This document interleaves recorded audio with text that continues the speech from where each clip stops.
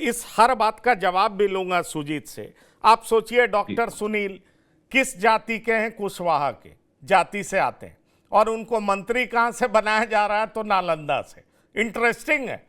उसके बाद आप ये देखिए कि जो पटेल सम्मेलन कराते हैं, कुर्मी सम्मेलन कराते हैं, जिनका नाम है उनका नाम क्या है जो कुर्मी सम्मेलन कराते हैं? कृष्ण कुमार मंटू पटेल। कृष्ण कुमार मंटू पटेल। अब बताइए, वो सम्मेलन कराते हैं, उनको बीजेपी पुरस्कृत करती है। सुजीत, सातों के सात मंत्री बीजेपी कोटे से, ऐसे ऐसे जगह से मंत्री बनाया जा रहा है जो मुझे नहीं लगता कि अगर राजनीतिक रूप से देखें तो जेडीयू इसको बहुत आसानी से लेगी। मैं ये समझ नहीं पा रहा हूं। नीतीश कुमार अगर पुराने नीतीश कुमार होते तो मैं बिल्कुल मानने को तैयार नहीं हूं कि नीतीश कुमार इसको गो अहेड दे देते। जब 43 विधायक रहते हुए बीजेपी उनको साइड नहीं कर सकी, मुख्यमंत्री का कुर्सी उनसे छीन नहीं सकी, तो अब की परिस्थिति में जब केंद्र में सरकार भी जेडीयू के मदद से चल रही हो और उसमें सातों के सात मंत्री बीजेपी के हों, नालंदा से कुशवाहा समाज से आने वाले को मंत्री बनाया जाए, फिर पटेल समाज जो विधायक कुर्मियों की रैली कराता हो उसको बीजेपी मंत्री बना रहा हो, यह मैसेज क्या है? पटना में लोग क्या चर्चा कर रहे हैं इस बात की? देखिए पंकज जी, मैं आपको स्पष्ट बता दूं, ये जो मैसेज है वो बड़ा ही स्पष्ट है, क्रिस्टल क्लियर दिख रहा है।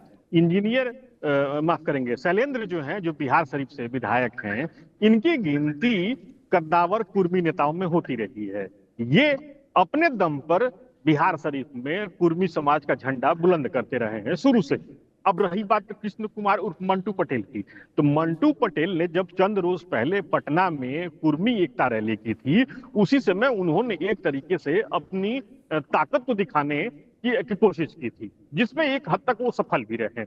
एक चीज और आपको मैं यहाँ ध्यान दिलाना चाहूंगा पंकज जी, न केवल मंटू पटेल और न केवल शैलेंद्र, दरभंगा से दो विधायक मंत्री पद की शपथ लेंगे। संजय सरावगी भी और जाले से जीवेश मिश्रा भी। जाले भी दरभंगा में ही आता है।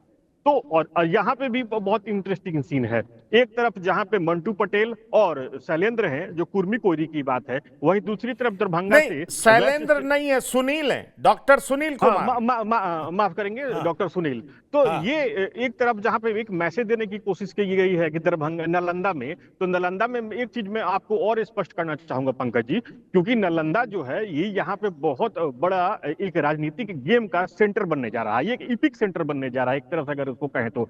वो इसलिए कि चंद रोज पहले ही मुस्तफापुर में आरसीपी सिंह ने इस बात की स्पष्ट रूप से घोषणा की थी कि वो सीएम नीतीश कुमार को उनके गढ़ में ही चुनौती देंगे।